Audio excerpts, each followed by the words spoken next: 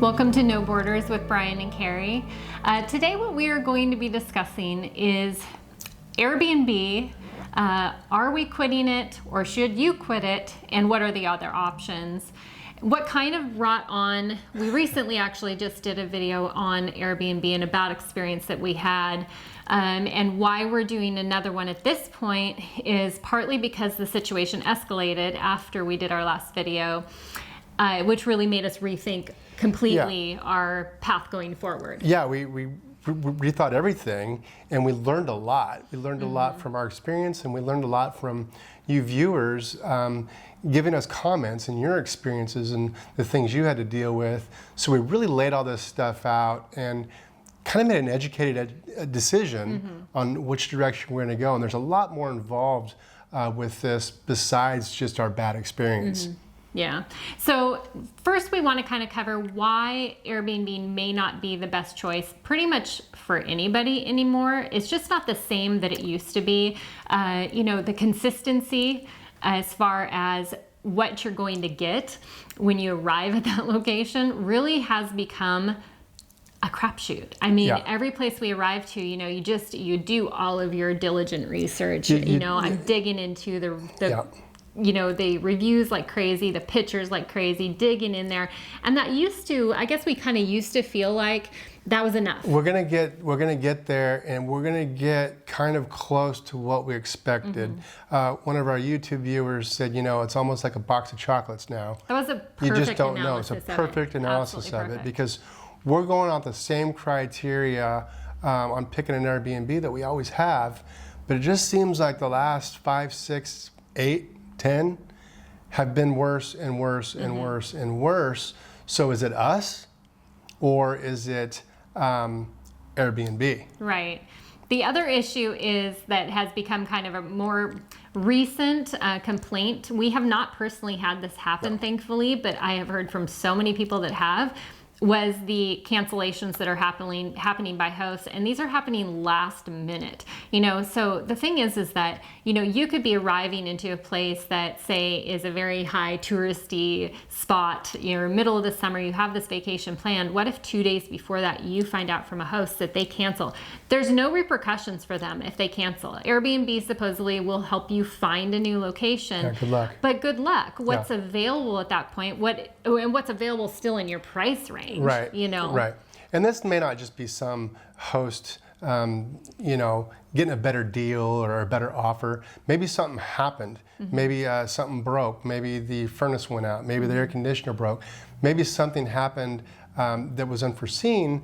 But would that have happened at a hotel? Exactly. They're probably not canceling on you. Okay, and something that we've noticed quite a bit since we started 3 years ago was raising prices. The prices have gotten exponentially higher than they used to be. Now, we came into this right out of COVID. There wasn't a whole lot of travel going on, so that might have been some of the reason why the prices were lower.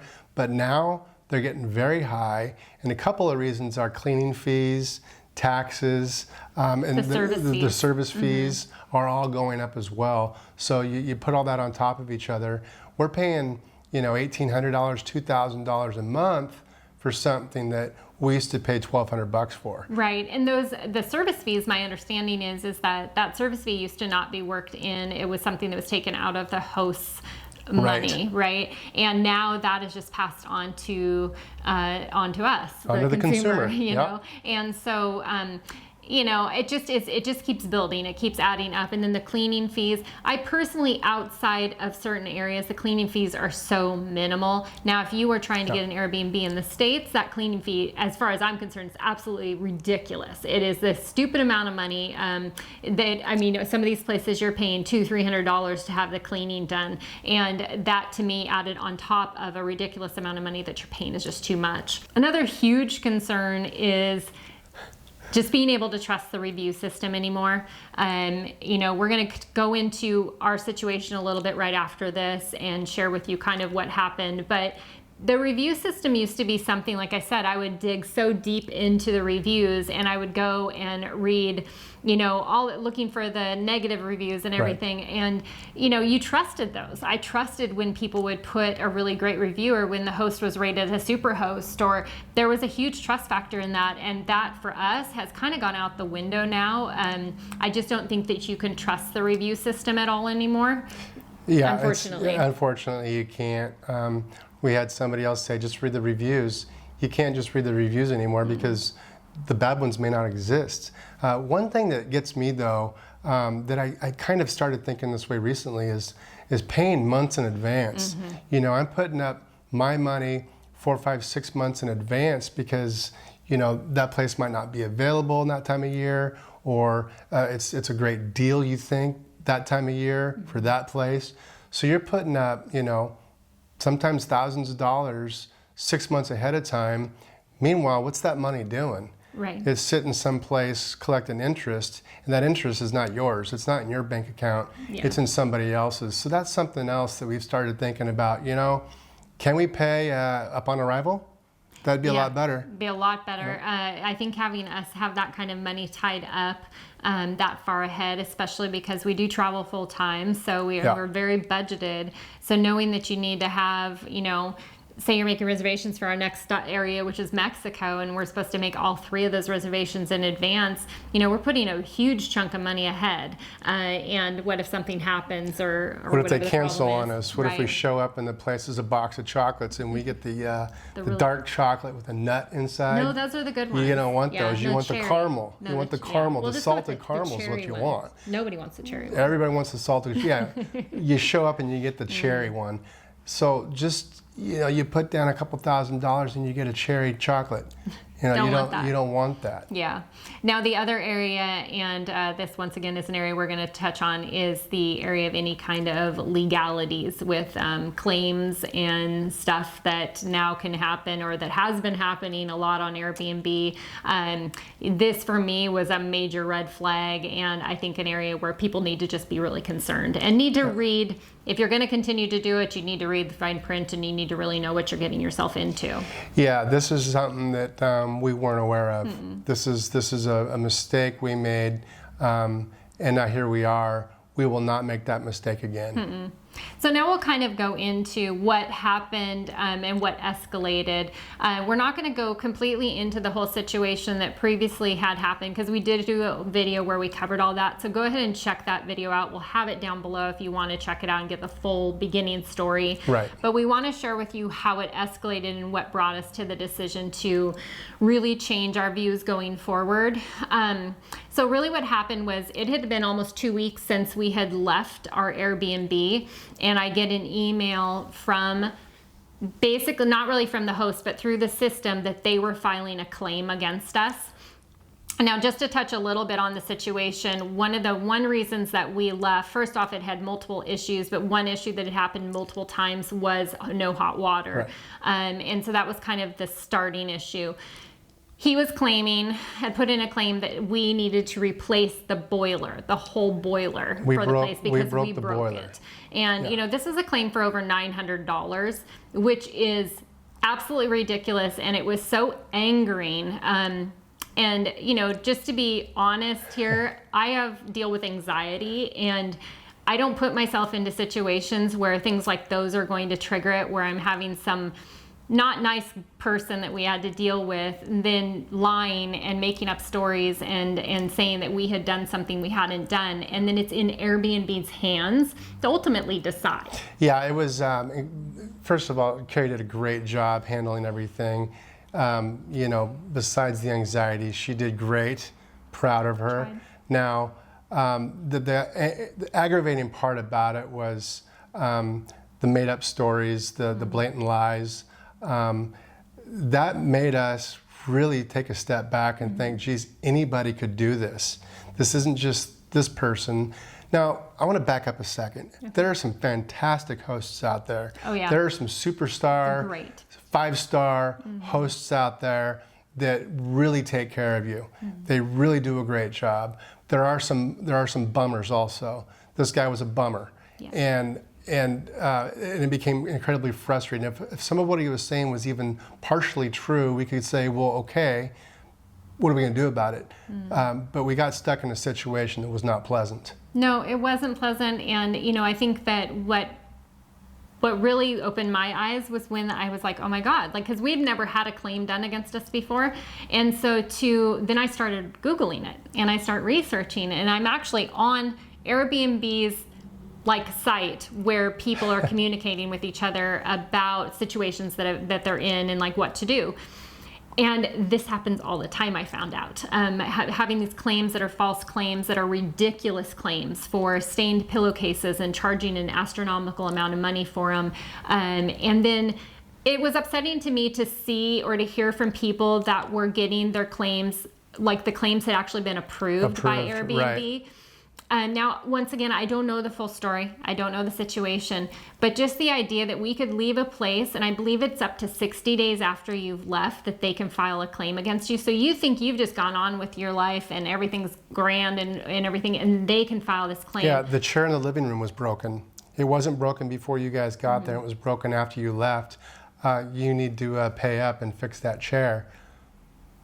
The chair was fine when we left. No, it wasn't. It was broken. So like we said in the last video, document everything, take pictures of everything, and keep all of your communication on the Airbnb website is the one way to try and protect yourself from these things.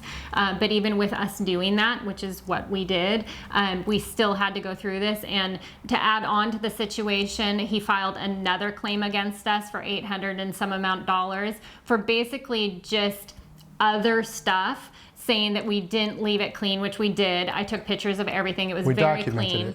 And just for other things, like that we had put them out because we left early, even though Airbnb gave us our money back and let us leave. I think that's exactly what it said, for other stuff. Yeah, probably. I think his daughter might have written the thing up because it didn't sound very professional, but that's neither here nor there. Yeah. He's still able to do it, and who knows what will come of it. It hasn't been settled yet. So that one hasn't been settled. The other one was closed. The Airbnb found in our favor on the boiler issue, but the other one is still open. I've declined it, said that I wouldn't pay anything on it, but we'll see what they say. Now to the next issue was the review system, and why we said you really just can't trust the review system anymore. You know, we've heard from other people who have said they hold back from leaving a bad review for a location because they're so afraid of getting that bad review. Right. So I left a review for this location because it's the right thing to do. I want other people to know and be aware of the situation that we were in. I left a very, I don't know, I guess a very positive. You left a very positive, honest review, and I even went as far as to say it was a little too positive. Well, and when I say positive, I pointed out the positives of the place as far as the location was good. It was a very comfortable space if everything would have been in working order. It was well lit. Yeah, so I mean, I pointed out those positives because I did want it to be a very fair review as far as that, but I pointed out the negatives as well. Well, then the host wrote a very nasty review about us. I contacted Airbnb and I actually did ask to have his review removed, and they did remove it, and then he did the same and had ours removed. Come to find out, because then there was a little issue of that his review stayed up on ours and I had to contact him again to get it down. They said that it was because, they didn't say this specifically, but I'm glad they said it because now I know going forward, you can't use the word worst at all in your review. So Airbnb picks the sentence or the word that you're going to use the most in any review, and they're going to decide you cannot use that word, and if you do use that word, it gets removed. And that's going to be in fine print at the bottom. If you were to say, this was the worst experience we've ever had using Airbnb, it gets removed. Yeah. Automatically. So don't use the word worse. Like, there's so many other words that I could have used in place of that word, and that is what pulled my review. So a few of them I can think of were the 4-letter type words that they would have gotten removed also. Well. But yeah. So I think that removed so much, trust, dependability that we had on Airbnb, because we've had so many positive experiences with them that now we feel like we can't trust them anymore. We can't trust the system going forward, because if I can't trust the reviews, I can't trust looking at a host. This host that we were dealing with was a super host. The place had 5 stars. But when our review went on there, it dropped the star rating down, but then they took our review off, so it went back up to 5 stars. Yeah. So you can't trust the system. They can come after you afterwards for a claim that possibly you didn't do, that you have to deal with. And it just caused a lot of anxiety and for me and the whole situation. So I think going forward, we have definitely reevaluated our choices. Our choices, yeah. And for any of you that might be thinking, well, why don't you guys file a claim against them? Well, we could, but you know what we want to do? We want this just to be over with. We want it to go away. Especially me. We probably won't be doing that moving forward. So besides our bad experience, what else did we start thinking of? Well, we have been aware of this. People have mentioned it to us in the past. What impact are we contributing to on the local community and these short-term stays? Right. We have talked in the past, what can we do to give back to whatever community we're in? We can shop local, we can go to the farmers markets, we can volunteer in other areas. We could also stop using short-term rentals. And I think that might be a bigger impact. It might be a small impact that we would make, but I think that I think it's just important. I just think it's important. It is, yeah, it's hard to explain, I guess. Yeah. We can make a bigger impact on an individual by buying all of his fruits and vegetables, but we might make an impact in other ways by not using these short-term rentals. Because that then goes to the whole community, right? Yeah. Because they're experiencing an increase in rent in places that cost of living is so low, right. And we are coming in and we're paying 4 times as much as what they're probably paying for their local rent for Exactly. this Airbnb. Well, of course the person's going to continue to Airbnb it because they're getting they're making a lot more money. Yeah, way more money. And then by using those places, we are taking up what they would have as rentals. And so there's a lack of rentals and affordable rentals. Right. So we just feel that is also something that we want to really try and get away from as well. So now that we have shared with you all of that experience and our changes of what we want to think about going forward, what are those options of what other rental options can you possibly do or other options for stays? For us, I would say that the first option that we are very much going to be looking more into, but it takes some planning, is house sitting. Yep. We already do house sitting when we're home, and it's a very easy process, and it has so many benefits. But we are going to be starting to look more into doing that as we're traveling as well. And I'm excited about that too. I think doing house sits will get us more, into a community, into a situation that might be a completely different experience than we're in right now, or that we've been in for the last 3 years. So it's something that I am looking forward to. Now, it will take some planning. It will include some responsibility, which will be just fine by me. Yeah. Dogs, cats, whatever. Or plants and gardens. And, and goldfish, perhaps. Those are the easy ones. Yeah. Although I always killed my goldfish. Geez, I don't Carrie, know if that's don't a say good that. idea. Okay, I was a teenager. I just ruined some Much more responsible fish, now. Much more responsible now. He'll take care of the fish. Yes. I would think probably one of the largest benefits of going through Trusted House Sitter is that you it's free. It's not, the platform isn't free. You obviously have to pay a year's membership, but right. one day stay at somebody's place for a house that pays for your year's thing as far as we're concerned. Yeah. But you don't have to pay for it. It's a trade between homeowner and as a guest. You coming in as a guest, and it's just a fair trade between you're taking care of their home so that they can go travel and their pets taken care of. So we've had only great experiences with house sitting. We've loved it. We actually enjoy having a little bit of the responsibility. Not that we don't have other responsibilities, but I think that home responsibility sometimes is nice. I just think that there's no cherry chocolate. Yeah. It's a small box of chocolates, but they take all the bad ones out. It's vetted. Yeah. So you're getting the salted caramel, you're getting the good ones that you want because you've looked at it, they've looked at you. You've probably done a Zoom, you've done a chat. It's set up ahead of time to where you know what you're getting, and I like that idea. Well, and it's just so, I mean, we're talking about a house sit that they may go on a trip twice a year or something, it's of no benefit of them to lie to anybody about what they're going to get in their facility, in their home. Right. They're not going to tell you, oh yeah, the Wi-Fi is super fast, and then you get there and it's not. It doesn't benefit them to make the experience not comfortable for you, because then you possibly might need to leave for whatever reason. So, Right. So I just think that it's more reliable as far as reviews that you see and stuff. I also think that you get a much nicer place than we get. Some of our house sits are absolutely beautiful, and that we definitely wouldn't have afforded them if we were going through a Airbnb site. Right. When these places are lived in by the actual owner, you're pretty guaranteed that they're going to have knives. They're going to have things that are going to be fixed. Things are going to work the way they're supposed to. They're going to have hot water on a regular basis. All those things are going to already be in place because they live there. And I think that's something that we're excited to start looking at closer. We are. And the other thing is that, I mean, this is something that's available globally. A lot of people think of house sitting and they think maybe in their community or around where they're from. Right. You can go anywhere in the world and house sit for the most part. And so the one downside of house sitting, and the one thing we will be facing, is it does take a little bit more forward thinking as far as when we're planning our travels to a location. Right. And so kind of the way we're looking at it is that we may go, okay, well, we found this one house sit that's a month-long house sit, and then we'll plan our travels in that general area around that house sit. So if we were to go to, say, Australia, right, and we found a month-long house sit, then we would look for, say, other house sits that go along with that one.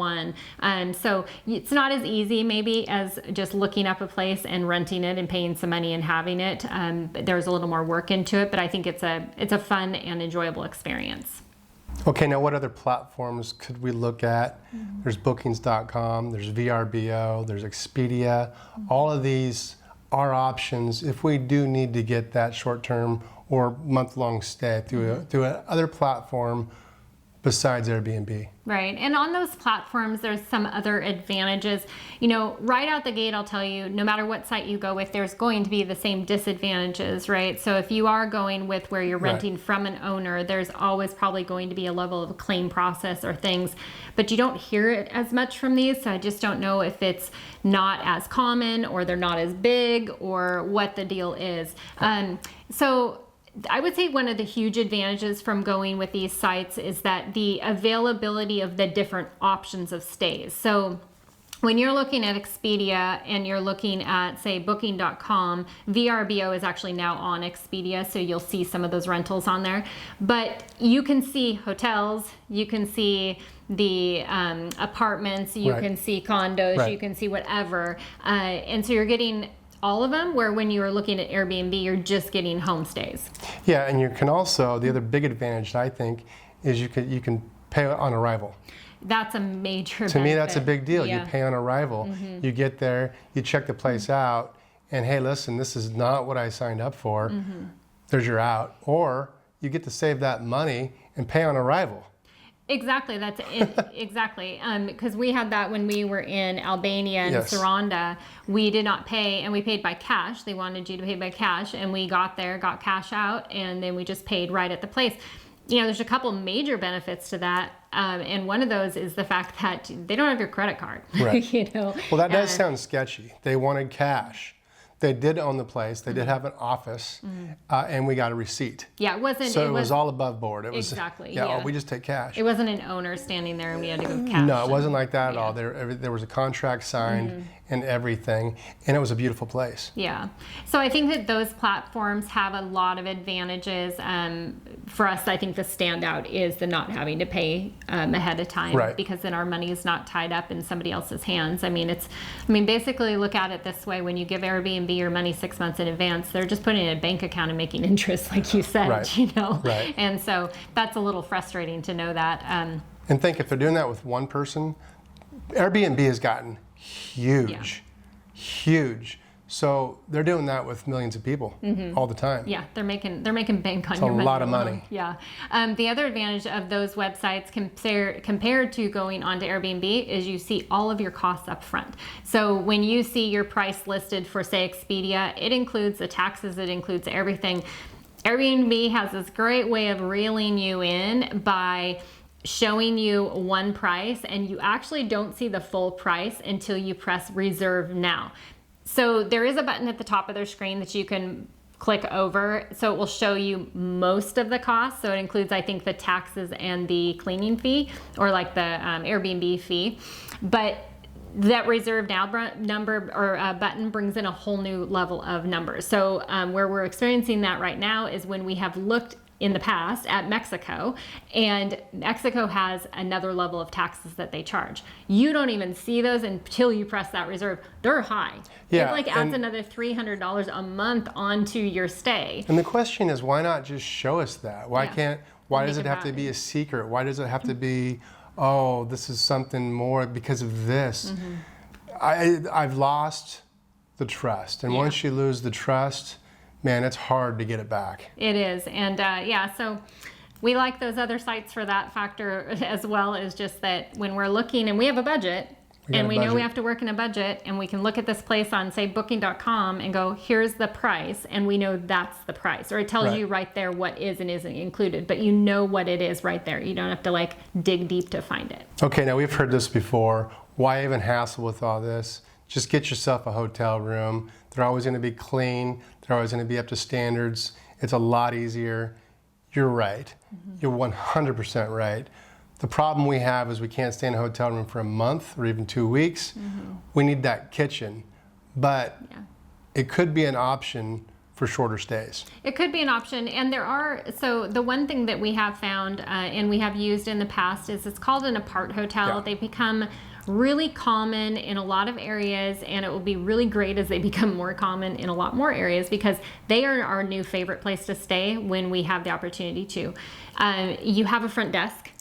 You know, you have actually somebody that you can go to if there's a problem or you're missing something or you need something or whatever. There's also, having that front desk is kind of a safety thing. Well, the safety thing, there's always locked doors. We also, in Vietnam, had a cleaning service twice a week. Right. In this particular one. Yeah, that's nice too. And that was also nice as well. And I don't know if we needed it twice a week, but it was great to have. It was part of it. So I think that the apart hotels, you have the separate living space, you have the separate bedroom space, and then you also have the kitchen, and you'll have like a wash machine as well. And those are just things we need in a space. And so for us, for a hotel, like you were saying, we can do hotel for a couple days, but we do need workspace, we do need a kitchen, and so the apart hotels answer that question. So when they're affordable enough, then that is a great option. Right. And then when you add everything up, as far as being affordable, you also have to include, if there's a free breakfast. Because if it includes breakfast, then we're not having to go to the grocery store and buy breakfast. So some of those things do come into play where we can kind of, does it have a gym? Does it have a workout area? Does it have a pool? Right. So it costs more for a reason. Are those things you want to spend your money on? In some cases, maybe. Right, and I think that's something we're kind of looking at when it is, like we said, it has to be within reason and be affordable enough. But having that convenience is, you walk into a hotel, you just check in. You don't have to wait for your host to meet you or hope that the key system works. Always uncomfortable meeting the host. It's always just it's awkward. Yeah, it's an awkward situation. It's always great when it's they self-check-in. Yeah, self-check. We love self. I don't need to meet you. Yeah, just leave the key under the mat. And we have met some great hosts, but it's just once of those, you don't know the person and you're just meeting them. It's like a box of chocolates. We're back to that. But there are so many benefits to a hotel. The other is that, once again, majority of them, or a lot of them, you can do the whole pay when you get there, or pay on arrival, or you may pay a portion up front just to hold it or something, but that's another bonus. There's not going to cancel on you. They're not going to cancel on you. There's also there's loyalty programs too. So if you continue to use the same chain, let's say, you can get points and you can start saving money. Now, I don't think we're going to get to that level. No. But you might get to that level. Right. Yeah. Especially, because I think for us, it's going to be, like we said, it's going to be one of the situations, either short term or that they have the apart hotel. Yeah. Now, if we do go with these hotels, they're going to cost us more money. We're budgeted. We can't just go spend more money. We're going to have to balance out our year somehow. and we're back to house sitting. That's how we're gonna try and justify it. Yeah, because there are places, so we're looking as far as going forward, what we're doing. We are going to really try from here going forward to use Airbnb as little as possible. We're not saying we won't use them at all, because unfortunately Airbnb is one of the largest platforms. They have the most availability, and a lot of countries don't have the other options or as much options in those platforms, right? So, there may be times we still have to use them going forward. We're not really sure if we'll commit to any month-long stays anymore, because we're not going to. We've just had enough experiences where even that money saving sometimes just isn't worth it. So, I would say that this next 6 months is going to be testing the waters in different areas. When we were looking in Mexico, like we were saying, there's not as many booking.com listings in the areas that we're looking. Right. There's a lot of Airbnb. Some of these smaller towns that we're looking at going to, they don't have the hotels that have the apart hotels, but some of the bigger cities do. So it's going to be, instead of that ease, it is going to be a bit more work. I was telling Brian, it's going to take a lot more research and a lot more work to really find all the different options and what it is, and then really evaluate money. Evaluate money, that's what it's going to come down to. How can we do this long term, like we're planning on doing, and keep our budget in check? Yeah. Because I'll tell you, a year ago, it was easier than it is now. It was a lot easier. Prices have just really gone up. So yeah, it's something that all around the board we're just having to find different options. We'll figure it out. We'll figure it out. We always do. So I think that for us, the guidance that we would give just from our situation, what we have learned is go ahead and continue using Airbnb if that is what you've liked and used. Like we said, we have had probably 40 some stays, and majority have been pretty darn good experiences with really good hosts. But it only takes one bad apple, to be honest with you, for that to just taint it all, to where you really don't know if you want to go back and do it again. So I would just advise you, with the things that we said that we learned, read that fine print, see what your rights are, see what the host's rights are against you, and just know, check those reviews. I would say too, if you have a bad experience, leave a very professional, well-written, negative review. Yeah. Use ChatGPT if you have to. Right, Get in there. Hey, make this sound really clever and professional for me, and don't get me banned on Airbnb. And then move it over, cut and paste it, and put it on there, because we need to know. The rest of us need to know. And if we all stick together and we do a good, honest, professional review, I think Airbnb would be a much better platform. It would go back to being the platform that we used to have, Yes. I think, that we could trust. So, all right, well, we hope that you found this helpful. And if you would like to find us on any of our other social networks, you can find us on Instagram, Facebook, and on YouTube at Brian and Carrie. And then you can find us on our website at brianandcarrietravels.com, where we have a lot of free resources for you as well. And then, like we mentioned, we will have some links down below to kind of help you out with some of the things we mentioned. All right, cheers.